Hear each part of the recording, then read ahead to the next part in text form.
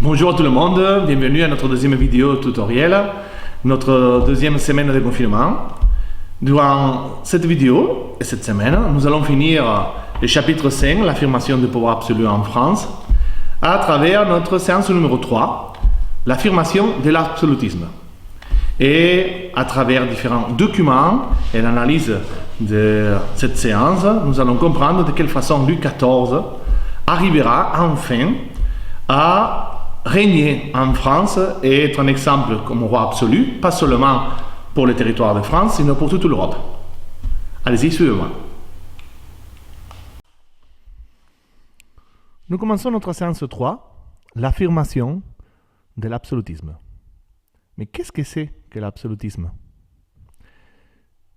Si on suit la définition qui nous propose le dictionnaire Larousse, l'absolutisme, c'est un système politique dans lequel le pouvoir est concentré entre les mains du souverain, qui en exerce tous les attributs, législation, justice et administration. Tout pouvoir exercé sans limite et sans partage. Peut-être la citation que nous pouvons mieux utiliser pour résumer cette affirmation, c'est celle que Louis XIV dira lui-même.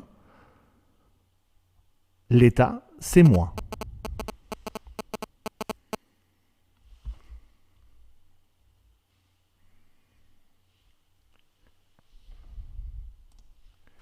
Sous Louis XIV, l'État français devient une monarchie absolue. La noblesse est soumise au roi. À Versailles, le roi Louis XIV organise une vie de cour brillante afin de mieux contrôler les nobles. Louis XIV apparaît comme l'archétype d'un roi absolu de droit divin, concentrant entre ses mains tous les pouvoirs et organisant la vie du royaume depuis Versailles. Le roi concentre les pouvoirs et contrôle tout. Durant les vivants des Mazarins, Louis XIV n'a aucune part dans le gouvernement, mais en 1661, à la mort du cardinal, il décide de gouverner sans Premier ministre. Nous avons vu, à travers nos cours, une bataille qui s'est livrée entre les pouvoirs de la religion et les rois pour savoir qui aurait tous les pouvoirs et qui avait le plus de justification en disant « Si moi je suis un religieux, je suis le pape, c'est moi qui est choisi par Dieu et je donc nomme le roi qui a donc la justification de ce roi puisque je lui donne cette justification. » Et de l'autre côté, la couronne, le roi, ne voulait pas dépendre d'un choix du pape. Ils voulaient être choisis eux-mêmes.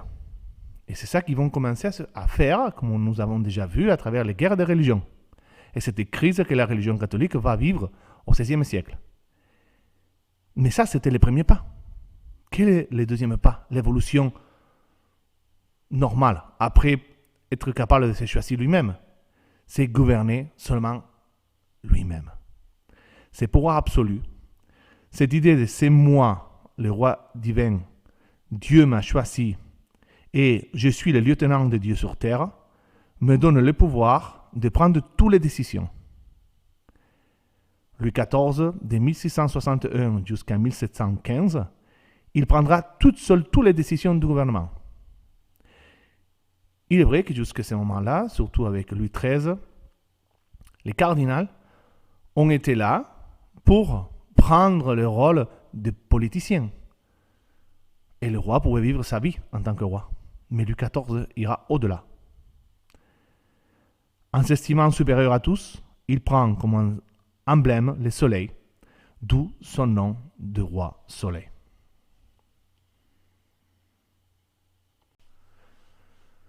Petit 1, Louis XIV, le roi soleil.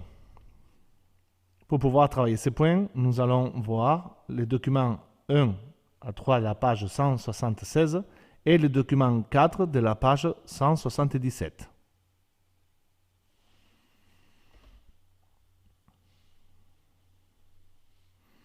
Dans ces premiers documents, nous pouvons voir Louis XIV qui récompense des nobles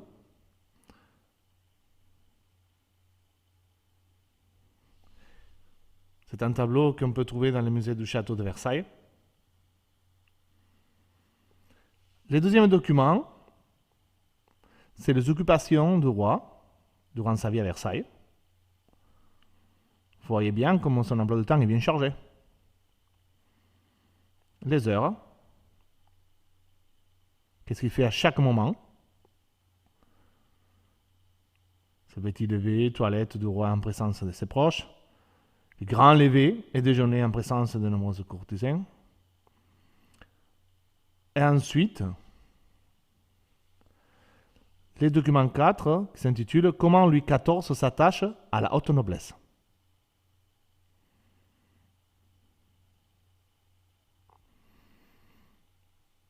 Une fois que vous avez lu ces documents, vous avez bien regardé les documents et vous l'avez analysé, je vous donne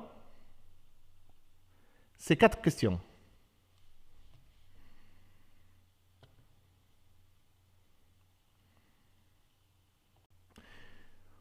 Ces 4 questions, vous devez les répondre. La première, qui met en place Louis XIV dans sa cour à Versailles? Quelle partie de la société est visée? Que cherchent les courtisans à la cour de Louis XIV? Et à votre avis, quel est l'objectif du roi avec cette pratique? Vous en avez 10 minutes pour répondre à ces questions. Vous pouvez stopper la vidéo, regarder les documents et répondre aux questions dans votre classeur. Je reviens ensuite pour la correction et continuer notre cours.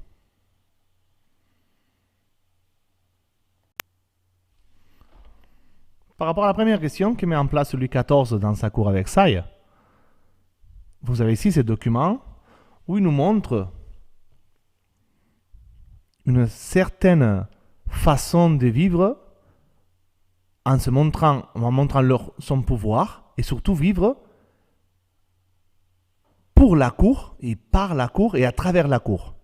C'est-à-dire, regardez bien, les grands levers et déjeuners en présence des personnes qui vivaient dans la cour. Donc il faut imaginer que Louis XIV, pour montrer que lui c'était le soleil qui s'est levé, à l'heure de se lever, tout le monde était devant lui, dans une chambre qui est immense, qu'il laissait la place à certains privilégiés parce qu'il fallait être un privilégié pour pouvoir assister au lever du soleil. Et de cette façon, le roi était face à son peuple. Et il va les illuminer, il va leur montrer le chemin, et il va leur donner les envies de vivre en quelque sorte. À 9h30, il va avoir des audiences pour recevoir les personnalités les plus importantes qui peuvent parler avec lui, car c'est un privilège de parler avec lui. Après la messe, bien sûr, il nous montre déjà cette importance de la religion après les guerres des religions, comme il affirme le catholicisme. Il va avoir un conseil avec des principaux ministres, car même si le pouvoir est absolu, Louis XIV est assisté des conseils spécialisés et il est aidé par plusieurs ministres, comme par exemple Colbert, Louvois ou Vauban. Ils ont chacun des fonctions précises et sont à la tête d'une administration de plus en plus étoffée. Louis XIV évite de recruter conseillers et ministres parmi les grands et les choisit pour leurs compétences. C'est très intéressant car ces ministres, ils vont être là pas seulement parce qu'ils sont des grands, mais aussi parce qu'ils sont compétents. Ils savaient très bien que pour que tout ça marche, il fallait miser sur des personnes qui avaient des compétences. Par la suite, voilà encore comme les courtisans, ils sont là pour assister les débuts de repas du roi, car c'est le soleil qui mange, c'est le phare en quelque sorte qui peut guider le peuple. Et il faut, en quelque sorte, de quelque manière, assister à la journée d'un roi, cette journée qui montre la journée du peuple, la journée de son royaume. Donc ce qu'il met en place, d'une façon, c'est montrer son pouvoir et les rythmes de la vie du peuple doivent être à travers le rythme du roi. C'est lui qui marque le rythme de la vie de tout le royaume. Quelle partie de la société est visée? Évidemment, les courtisans et les nobles, c'est tout ce que c'est la noblesse. Pour bien contrôler un pays, il faut contrôler sa noblesse. Ils ont déjà vécu, le roi de France, avec la fronde qu'on a vue. Durant l'époque moderne, les rois français sont plusieurs fois confrontés à des révoltes qui contestent les décisions royales, surtout à l'heure de mettre en place un impôt. Marqué par ces révoltes, et la fronde notamment, qui déstabilise fortement le pouvoir entre 1648 et 1653, Louis XIV parvient à mettre en place un système dans lequel la noblesse est soumise. Les rois de France veulent affirmer leur autorité sur la noblesse qui considère que le roi de France se doit de la consulter, de gouverner avec elle. L'affirmation du pouvoir absolu et le recours à des ministres puissants comme Richelieu, sur Louis XIII ou Mazarin, au début du règne de Louis XIV, suscitent un grand mécontentement. La haute noblesse, écartée du pouvoir et des avantages, souhaite plus de pouvoir. Comme nous avons vu, Louis XIV va choisir ses ministres par ses compétences, pas seulement parce que c'était un grand noble. La fronde des princes, ça sera vraiment en marquant un tournant dans la façon de gouverner entre les royaumes et la noblesse.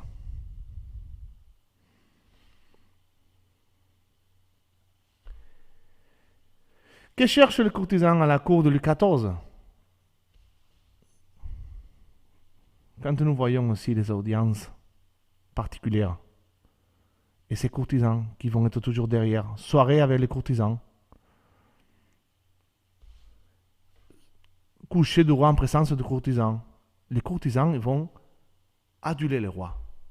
Ils vont chercher le bénéfice d'être en contact avec lui et pouvoir en tirer une décision à sa faveur, à leur faveur. Puisque, imaginez bien, je suis courtisan, j'ai l'accès à pouvoir parler avec le roi, que c'est lui qui prend toutes les décisions. Je peux essayer d'avoir une décision positive pour mes envies ou pour mes intérêts. Imaginez un intérêt commercial. J'ai des relations avec l'outre-mer, le territoire d'outre-mer, et j'ai besoin que le roi m'autorise à faire tel ou tel échange. Si je suis courtisan, je peux avoir cet accès, avoir cette possibilité.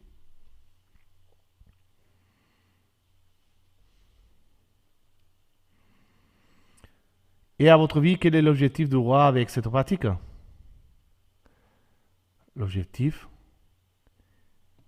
comme disent les textes, c'est le roi qui aime en tout dans la splendeur, la magnificence, la profusion. C'est aussi l'objectif de se montrer sa puissance, son pouvoir et le contrôle qu'il aura face à tout son royaume.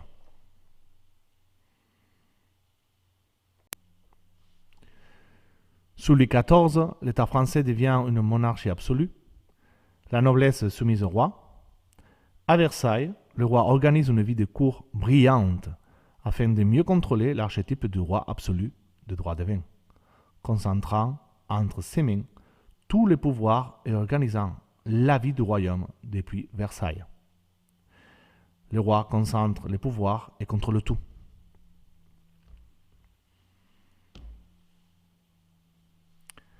Pour vous donner une idée, une image, je vous propose de regarder cette vidéo sur YouTube.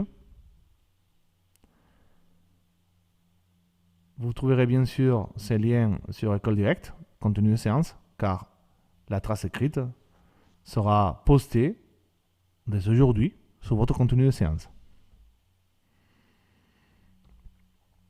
Comment Versailles deviendra le symbole du pouvoir absolu? Nous allons voir ça à travers l'étude du document 2, page 178, et document 4 de la page 179.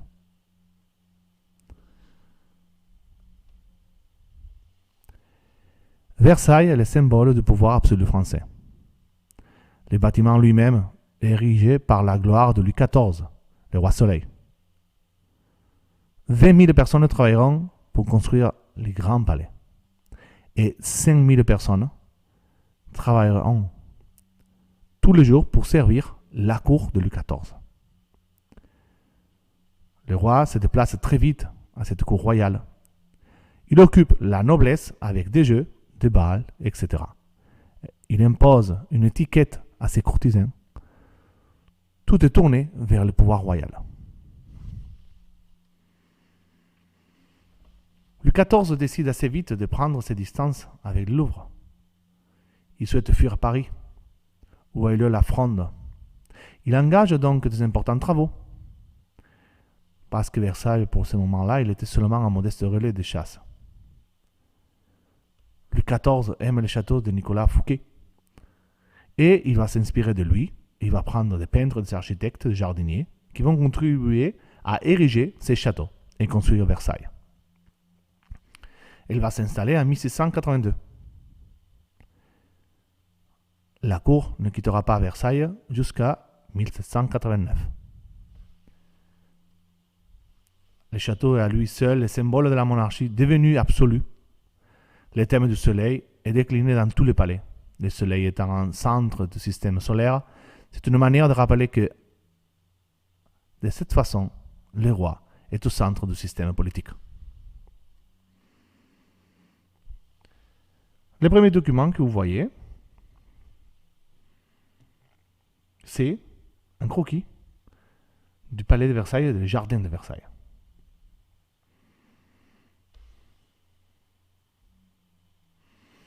Vous voyez de quelle façon les jardins vont être construits et organisés. Les temps de l'histoire et les temps du mythe. Avec ces fontaines magnifiques et ce système d'arrosage que vous pouvez voir très bien dans n'importe quel documentaire que je vous conseille fortement de voir. J'aime particulièrement en France dernièrement, c'est celui-là de Stéphane Bern, qui parle du château de Versailles. Il explique de quelle façon ont été construites les fontaines pour arroser et qu'encore aujourd'hui, on utilise le même système qui est maintenu depuis plus de 3 siècles. Donc avec cette idée de récupérer encore des thèmes mythologiques comme ils ont fait à la Renaissance, avec Saturne, Apollon, Flore, et toute une symbologie qui nous montrera le pouvoir. Et bien sûr, pour entretenir les courtisans et la noblesse, il fallait un peu d'espace pour qu'ils puissent jouer, courir, être tranquilles.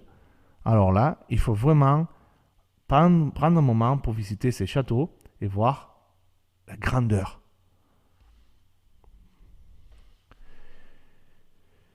Et comme deuxième exemple, c'est cette galerie de glace. Entre 1678 et 1686, c'était le lieu de bal et des grandes réceptions. Versailles utilisait aussi encore dans l'époque moderne et contemporaine pour montrer le pouvoir de la France. Vous allez voir, quand on va avancer dans notre histoire, arriver même à l'époque récente, avec le président Giscard d'Estaing et autres, l'utilisation de Versailles sera toujours controversée. Une façon de flatter les dirigeants étrangers ou ne pas être d'accord avec le peuple qui vit dans un autre monde. Tout ça, ça sera questionné dans la réalité d'aujourd'hui.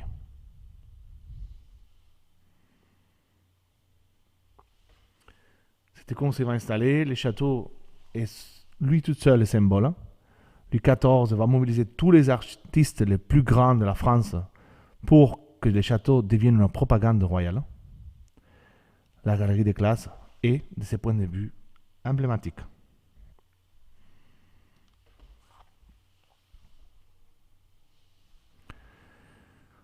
Louis XIV, il va flatter les nobles, il va les divertir et il va les verser aussi une pension. Ainsi, bien qu'il n'exerce plus de charges politiques, il ne tente plus à se révolter. Pour s'attacher, les écrivains et les artistes, Louis XIV les pensionne aussi, un genre de mécène, cette idée de renaissance qu'on a déjà vue. Et Louis XIV passera toujours des commandes à créer dans les académies, à l'image de l'Académie française, qui avait été fondée par Richelieu, si vous vous souvenez bien. Le roi cherche enfin à s'assurer le contrôle de l'esprit. Les journaux, les livres, les pièces de théâtre ne peuvent pas paraître sans avoir au préalable obtenu l'autorisation du roi.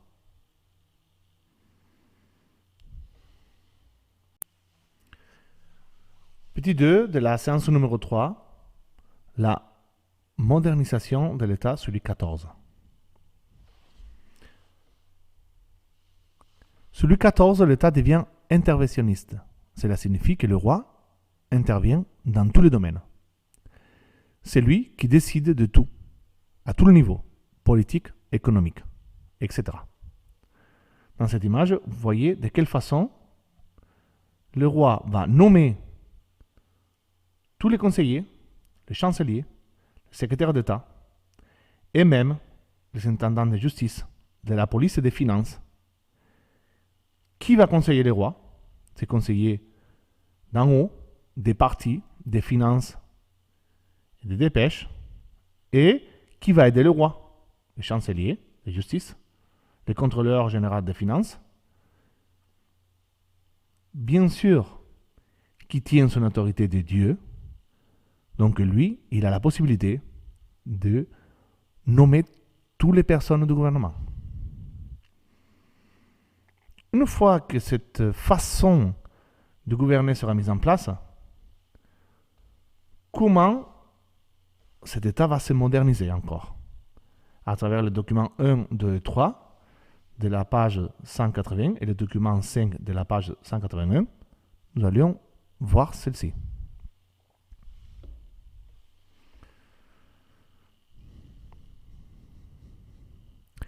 Colbert, 1619-1683, est à la fois ministre des Finances, de la Marine, des Travaux publics et de toute la vie économique du royaume. Pour lui, la richesse d'un pays dépend de l'abondance d'or et d'argent qui s'y trouve. Avec lui, il faudra donc empêcher de sortir de France l'argent et l'or et attirer de l'étranger ces métaux. Pour cela, l'État doit faciliter les exportations et limiter les importations. Cette politique s'appelle le mercantilisme. Lui, il était membre d'une famille de riches marchands. Et il est d'abord au service de Mazarin. Il avait déjà connu toute la façon dans laquelle le gouvernement français et la couronne avaient pour avoir des relations de commerce. Mais son principe, le mercantilisme, ça sera un principe qui va traverser pas seulement la France, mais d'autres pays en Europe qui vont suivre le même principe que Colbert. Cette idée de exporter le maximum et importer le minimum.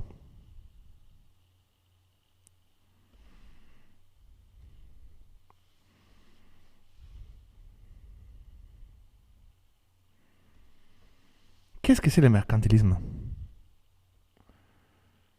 Si on suit ces instructions et mémoires, Colbert nous dit que je crois que l'on demeurera facilement d'accord sur les principes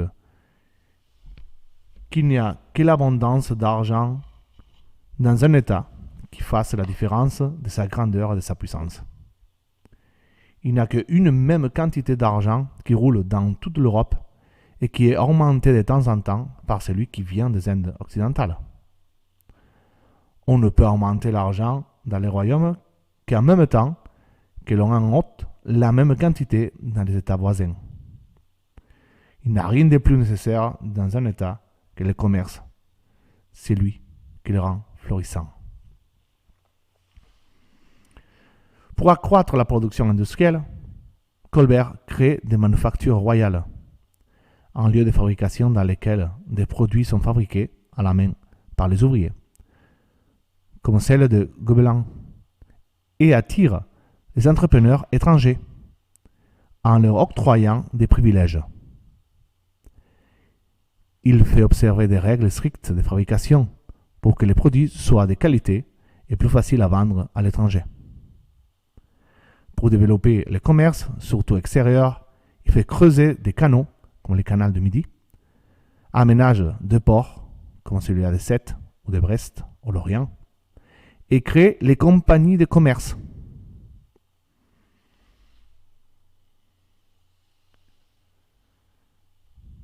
Dans ce texte-là, acclimater les meilleures industries, c'est un rapport de l'ambassadeur de la République de Venise. Jusqu'au Moyen-Âge, vous savez, les plus grands entrepreneurs et commerçants de la Méditerranée, qui verra de quelle façon la France et ses industries vont se développer, se tendre de façon exponentielle. Il faut reconnaître qu'à ce moment-là, la France deviendra source de toute la richesse et l'art en Europe. Si on voulait montrer notre pouvoir, il fallait montrer qu'on avait des produits faits en France, avec les goûts français, et sous la main de Louis XIV. Tous les rois d'Europe vont vouloir acheter ces produits-là. Comme dira Colbert, on exporte et on rentre cet argent qui est limité dans l'Europe. On enlève cet argent de nos pays voisins pour le garder nous. C'est une guerre assez intelligente, cette première guerre économique.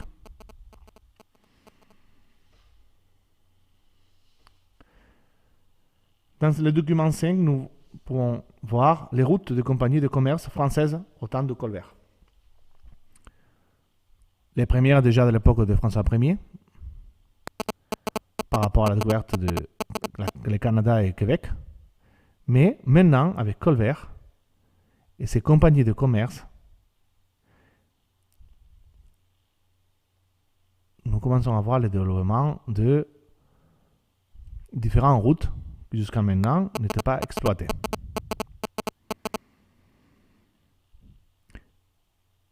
Colbert, il fait la conquête de nouvelles colonies en Amérique, l'Ouest, Saint-Domingue et à la Louisiane, en Amérique du Nord. Il fait mettre aussi les valeurs de la Martinique, la Guadeloupe et la Réunion.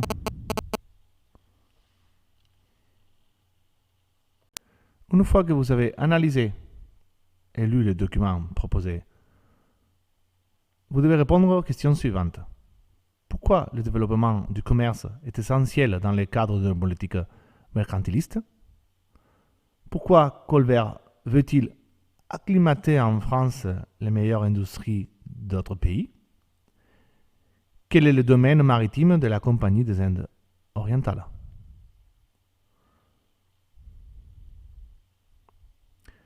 Vous avez 10 minutes.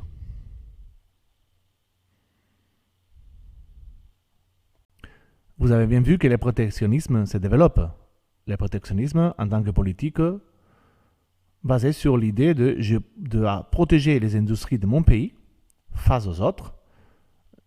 Je vais booster les entreprises et l'industrie de mon pays pour les protéger contre la rentrée des marchandises d'autres pays étrangers.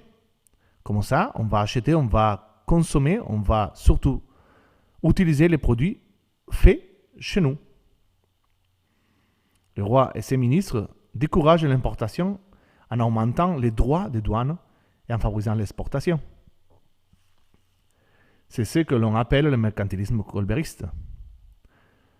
La Compagnie des Indes orientales est créée en 1664. Elle a le monopole du commerce avec les colonies d'outre-mer et permet ainsi à la monarchie de contrôler le commerce d'épices et de produits exotiques. Vous voyez comment cette idée de colbertisme est aussi aujourd'hui utilisée par des partis politiques actuels et il a été réutilisé et retravaillé dans toute l'histoire contemporaine comme façon de faire face dans des moments de crise dans notre société et devenir en quelque façon le germe de ce nationalisme qu'on verra surtout se développer durant le 19e et fin 19e, surtout 20e siècle.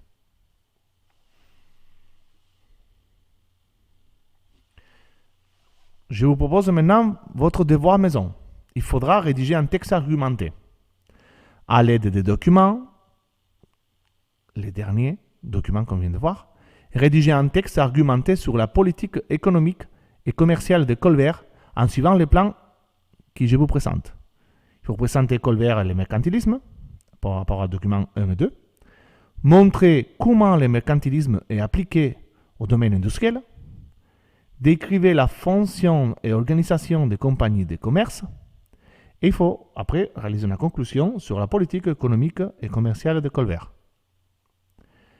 Je vous conseille, avant de réaliser ces devoirs à maison, ces textes argumentés, de jeter un coup d'œil à la méthodologie de rédiger un texte argumenté. Celui-là, c'est un devoir à maison, c'est-à-dire que vous avez jusque lundi prochain pour m'envoyer ces textes rédigés à travers École Directe ou mon adresse Gmail. Comment vous allez faire?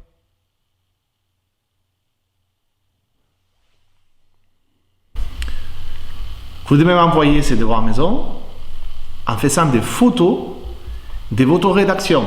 C'est-à-dire, je ne veux pas que ça soit à l'ordinateur. Vous devez le rédiger à la main, en sautant une ligne, pour que je puisse après corriger, introduire la correction. Et vous faites après une photo avec votre téléphone portable.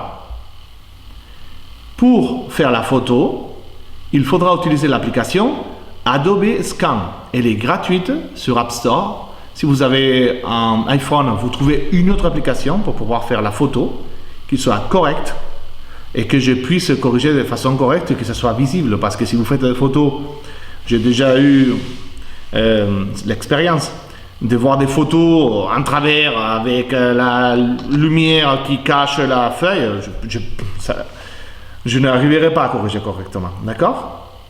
Donc, jusqu'à lundi prochain, un maximum lundi prochain, vous devez m'envoyer, soit par École Directe, soit par Gmail.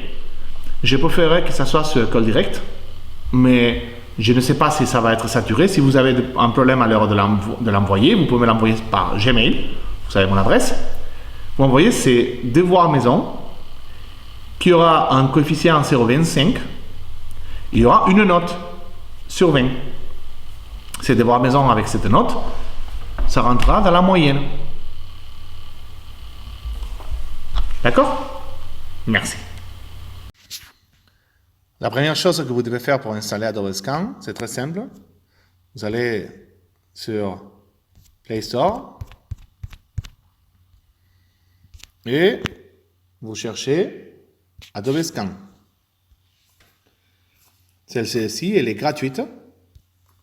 Une fois que vous appuyez sur Installer, et qu'elle est installée, vous pouvez très bien faire vos photos et scanner vos documents. C'est très simple. Une fois que l'appareil est lancé, va chercher les 4 coins de document et le sol fait la photo. Donc, une fois que vous avez fini, vous appuyez sur continuer et il va vous montrer déjà l'image parfaitement coupée. Vous pouvez aussi la modifier au cas où il faut la modifier parce que la photo n'était pas correcte. Vous cliquez, vous marquez un titre et vous le donnez à garder en PDF. Donc il nous garde déjà en PDF. C'est une image qui est correcte, qui est bien faite. Alors, une fois que vous avez l'image, vous appuyez en bas, partager. Et vous marquez partager une copie. Là, vous marquez de la partager à travers Gmail pour l'envoyer directement. Ça peut être sur Gmail ou École Directe. Une fois que vous l'avez ici, je vais recevoir. Je me l'envoie à moi-même. Donc, J'ouvre mon mail.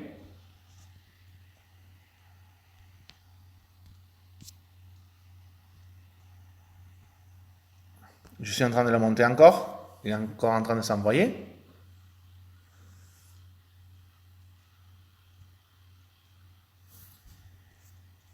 Attendez.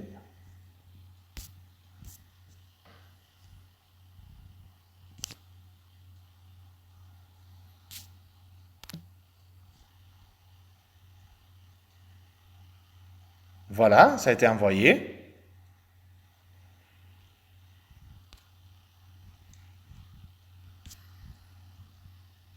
Et voilà le document que je peux télécharger parfaitement. En PDF en plus.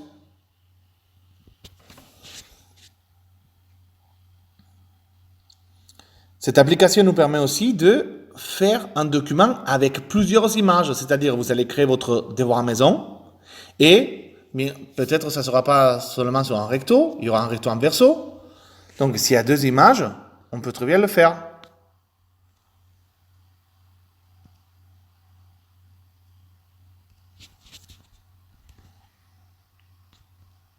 Voilà le document. Parfaitement téléchargé. Regardez comment il faut faire pour faire plusieurs documents, plusieurs feuilles en quelque sorte. J'appuie encore une fois l'écran. Donc,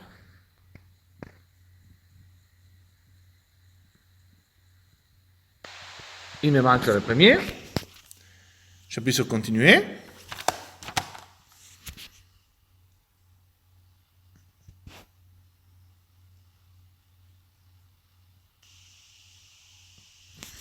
Et là, j'ai le deuxième. J'appuie encore une fois sur continuer.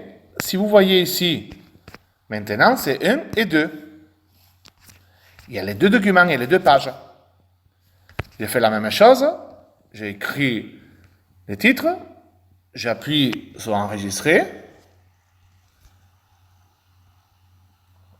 Et une fois que je l'ai enregistré, j'appuie sur lui. Il y a 2 images, vous le voyez. J'appuie sur partager. Partager une copie.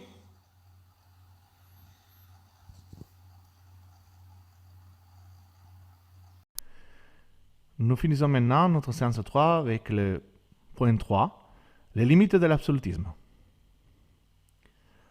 L'absolutisme royal remis en question à la fin du règne de Louis XIV. La révocation de l'édit de Nantes, l'intensification des guerres sont l'objet des critiques et des mécontentements qui viennent surtout des protestants exilés. Mais à l'intérieur du pays, les rébellions locales et régionales se multiplient contre les impôts et la misère qui résultent de la guerre.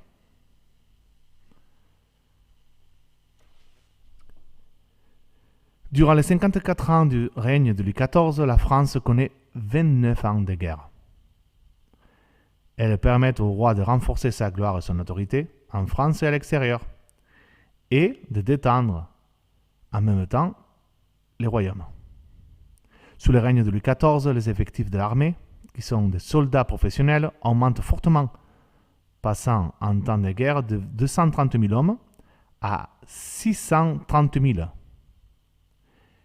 En même temps, la marine de guerre, qui avait presque disparu sur le gouvernement de Mazarin, renaît et se développe sous l'impulsion de Colbert.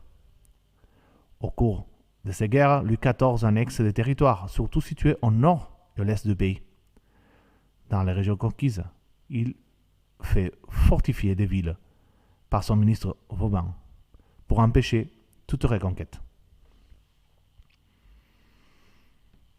Ce système, qui en plus sera vraiment, ces batailles, ces guerres, seront vraiment la façon dans laquelle la France arrivera à vaincre son plus grand ennemi, l'Empire espagnol, et ensuite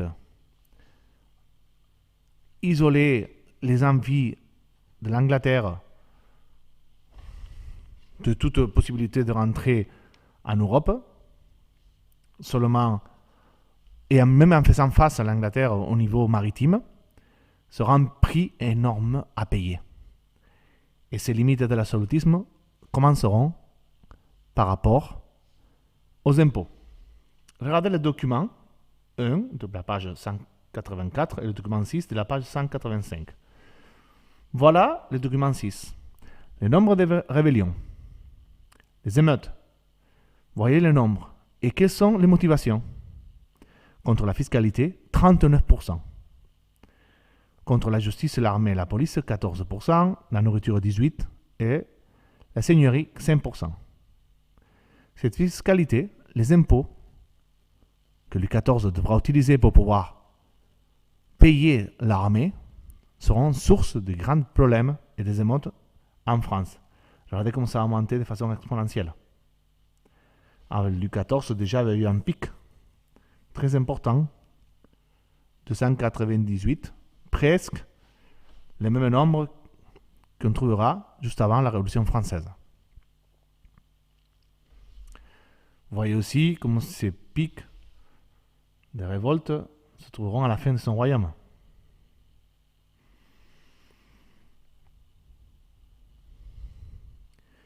Mais ces révocations de l'édit de Nantes feront que les protestants exilés vont présenter le roi comme un tyran. Et cela, nous pouvons le voir dans le document 1, où on voit une caricature protestante faite à Amsterdam en 1691, où on voit cette représentation de Louis XIV avec ce roi soleil, le nommant l'homme immortel chef de la Sainte Ligue,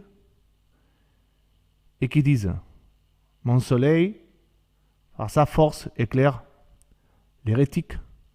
Il chassa tout d'un coup les brouillards de Calvin, non pas par un zèle divin, mais afin de cacher ma fine politique. »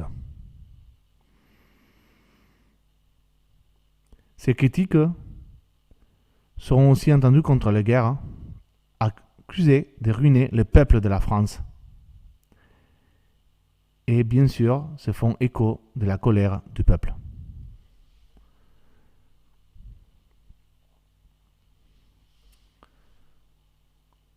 Après la révocation de l'édit de Nantes, des protestants exilés, en particulier en Amsterdam, publient des pamphlets qui présentent le roi comme un tyran. Par ailleurs, les révoltes populaires, déjà nombreuses, se multiplient, avec un pic durant les grands hivers. Elles ont pour principale cause la pénurie alimentaire, mais surtout l'augmentation d'impôts.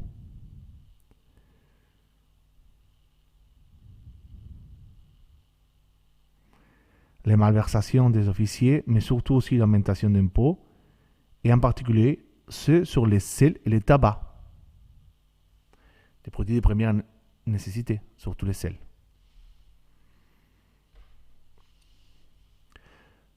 Comme dernier document, je vous montre cette critique du pouvoir de Louis XIV. C'est un extrait d'un registre paroissial écrit par un curé du petit village de Saint-Sulpice, près de Blois, à la fin de l'année 1715. Louis XIV, roi de France et de Navarre, est mort le 1er septembre de 10 ans, peu regretté de tout son royaume à cause des sommes exorbitantes de ses impôts, si considérables qui a levé sur tous ces sujets. Il n'est pas permis d'exprimer tous les vers, toutes les chansons et tous les discours désobligeants qu'on a dit et fait contre sa mémoire. Il a été pendant sa vie si absolu qu'il a passé par-dessus toutes les lois pour faire sa volonté. Les princes et la noblesse ont été opprimés. Le Parlement n'avait plus de pouvoir. Il était obligé de recevoir et d'enregistrer tous les édits, quels qu'ils fussent, tant le roi était puissant et absolu. Le clergé était honteusement asservi à faire la volonté du roi. À peine demandait-il quelques secours qu'on lui accordait plus qu'un demandait. Il est vrai que Louis XIV sera critiqué à la fin, mais sa trace sera très forte restera dans la mémoire de France et reviendra au fur et à mesure de l'époque moderne et l'époque contemporaine. Merci beaucoup. Nous finissons notre chapitre. Nous commencerons la semaine prochaine notre chapitre 6. Je vous montrerai le vocabulaire du chapitre 6 et je vous expliquerai comment nous allons réaliser notre examen Plickers, Google Form, pour le vocabulaire du chapitre 5 et le chapitre 6 d'histoire. Merci beaucoup, au revoir et à la semaine prochaine.